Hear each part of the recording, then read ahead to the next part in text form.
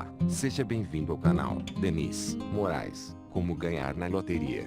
Com o Poder da Mente, Parte 2, Capítulo 3, Fé e Imaginação. As orações não são feitas com sucesso, a menos que haja um rapport entre as mentes consciente e subconsciente do orador. E isto só pode ser feito através da fé e imaginação. Através do poder da imaginação, todos os homens, principalmente os homens de imaginação fértil, sempre recebem insights. Mesmo assim, todos os homens, especialmente os homens pobres de imaginação, estão abaixo de seu potencial. Quem nos garante que não foram nossas mães, enquanto ninavam nossos berços, que despertaram esta sutil diferença em nossas mentes? Se involuntariamente é possível plantar sugestões nas pessoas, então, não há nenhuma razão para duvidar que é possível plantar sugestões em alguém de maneira intencional, e de uma maneira muito mais forte. Tudo o que pode ser visto, tocado, explicado e argumentado, para o homem imaginativo são apenas um fim, pois ele age através da sua imaginação guiada pelas profundezas do seu ser,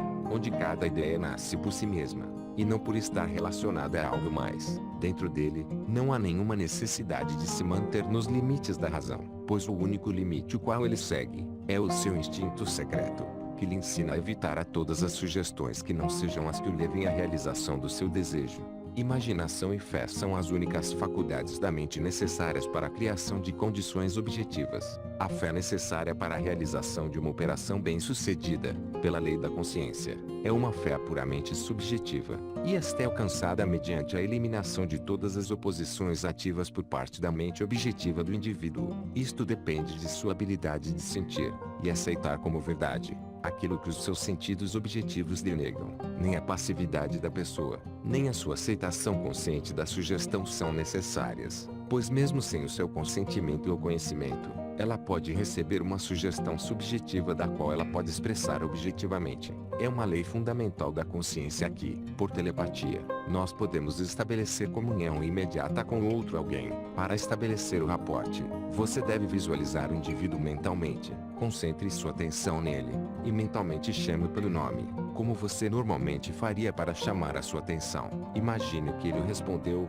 mentalmente ouça a sua voz, visualize-o interiormente, estando ele no estado que você deseja obter. Então, imagine o que ele está dizendo, em um tom normal de conversa, aquilo que você desejava ouvir, mentalmente. Responda a ele, conte-lhe a sua alegria em testemunhar a sua boa-ventura, tendo ouvido mentalmente com todos os aspectos de realidade, aquilo que você desejava ouvir, e tendo sentido prazer com esta notícia anunciada, retorne à sua consciência objetiva. Assim, a sua conversa subjetiva poderá despertar o que foi afirmado nela. Tudo o que determinares realizar, dará certo, e a luz brilhará constantemente em teus caminhos. Jó 22, versículo 28.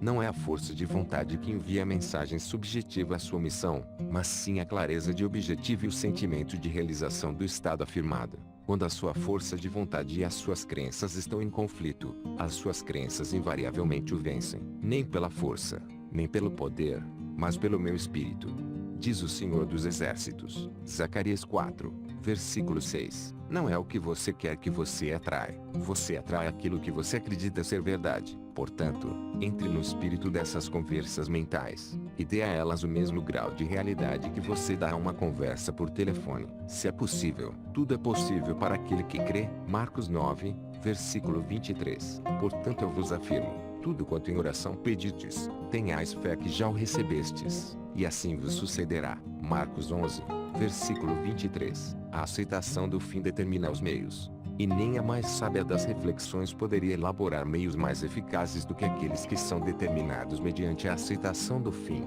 Mentalmente, fale com seus amigos como se os seus desejos a eles já estivessem realizados. A imaginação é o início do surgimento de todas as formas, e a fé é a substância a partir da qual elas são formadas. Através da imaginação, tanto o que está latente quanto o que está adormecido na consciência, é despertado e mudado. As curas atribuídas às influências de certos medicamentos alternativos, relíquias e lugares sagrados, são efeitos da imaginação e da fé. O poder curativo não está no espírito que habita neles, mas sim no espírito no qual eles são aceitos. A mente subjetiva é totalmente controlada pela sugestão.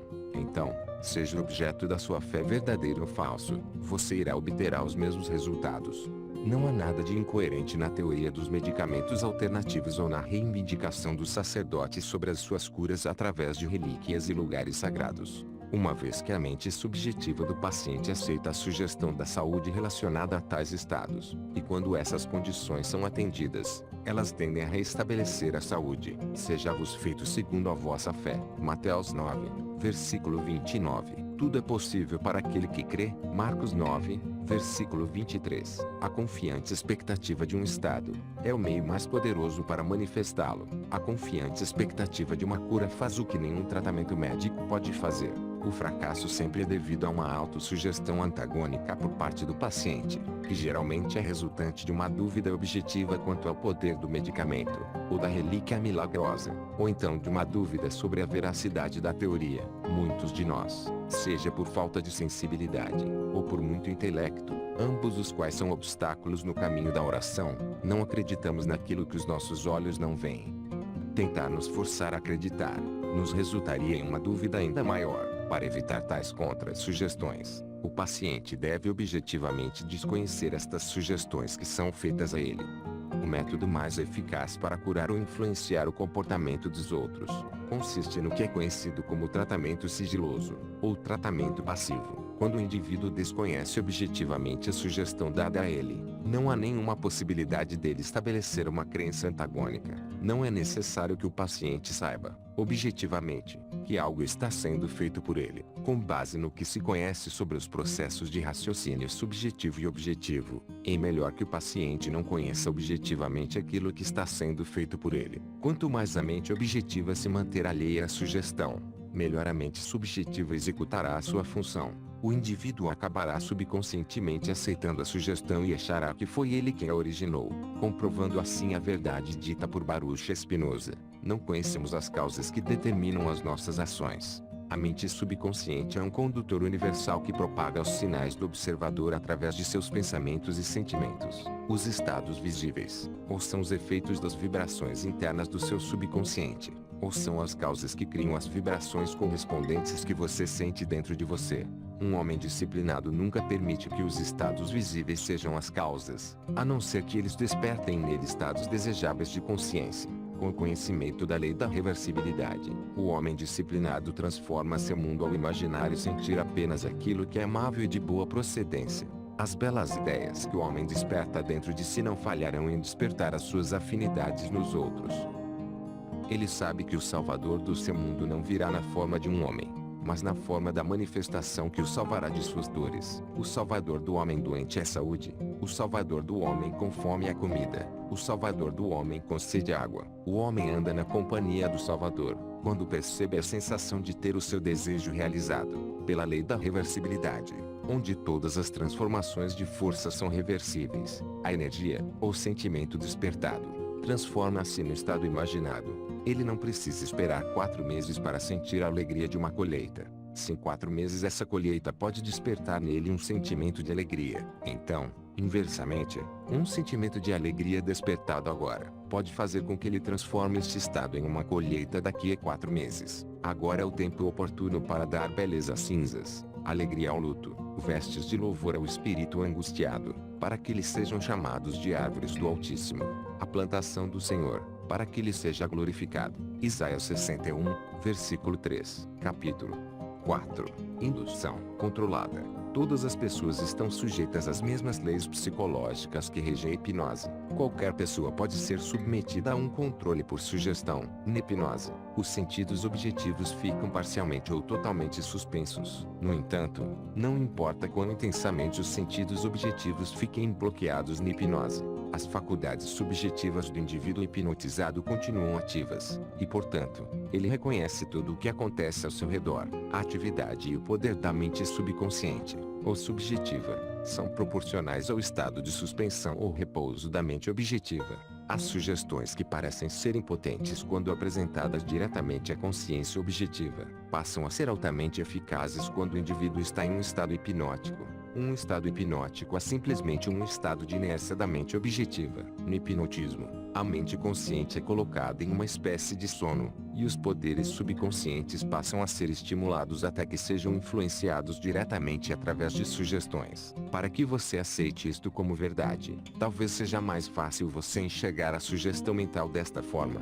Alguém que não esteja objetivamente ciente de você, pode lhe perceber ou lhe sentir subjetivamente, ou hipnoticamente. Não amaldiçoeis o rei, nem mesmo em pensamento, tampouco em seu aposento insultes o rico. Porquanto uma ave do céu poderá levar as suas palavras pelo ar, e seres alados poderão se encarregar de divulgar aos quatro ventos tudo o que disseste. Eclesiastes 10, versículo 20. Aquilo que você pensa e sinceramente acredita ser verdade sobre uma pessoa, isto você o desperta dentro dela. Na verdade, de maneira geral, ninguém precisa estar em transe para ser induzido subjetivamente. Se o indivíduo desconhece conscientemente a sugestão, e se a sugestão for dada com convicção, sendo sinceramente aceita como verdade pelo indutor, então você terá o cenário ideal para uma indução ou oração bem-sucedida. Visualize mentalmente o indivíduo para si mesmo, como se ele já tivesse feito aquilo que você deseja que ele faça. Mentalmente, fale com ele, e o felicite por ele ter feito aquilo que você desejava.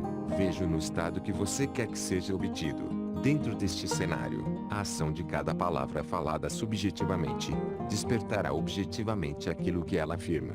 A incredulidade por parte do indivíduo não é nenhum obstáculo quando é você quem comanda esta indução controlada. Uma afirmação induzida por você enquanto você está em um estado parcialmente subjetivo, desperta aquilo que você afirma. A autoconfiança de sua parte e a sua profunda crença na verdade de sua afirmação mental, são tudo o que é necessário para produzir resultados.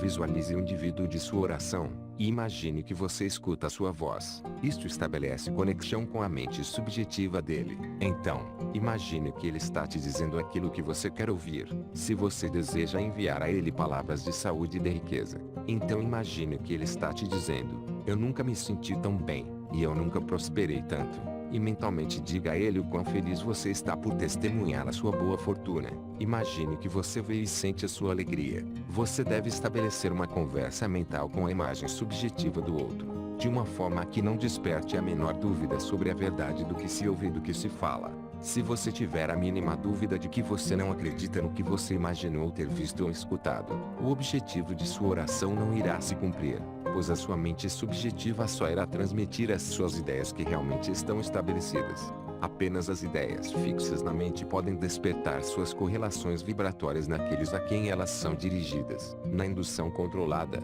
as ideias devem ser sugeridas com o máximo de cuidado. Se você não controlar a sua imaginação nesta indução, então é a sua imaginação que irá controlar você. Qualquer coisa que você sugere com confiança, vira lei para a mente subjetiva, pois é dever dela objetivar aquilo que você afirma mentalmente.